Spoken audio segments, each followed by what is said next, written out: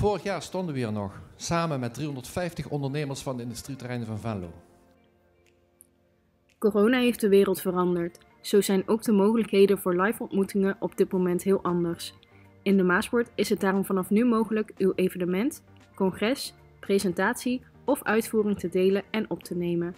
Dit kan via streamingsinstallaties in de Rabobank Venlozaal of de Frans Boermanszaal. We zijn gespecialiseerd in het verzorgen van vele soorten livestreams op een kwalitatief hoog niveau. We denken met u mee over de manier van opnemen en uitzenden en regelen alles om te komen tot het beste resultaat. Verschillende bedrijven en organisaties maakten al kennis met de mogelijkheden en noemen de streamingsmogelijkheden subliem. Benieuwd naar de mogelijkheden? Neem dan contact op met de eventmanagers van de Maasport.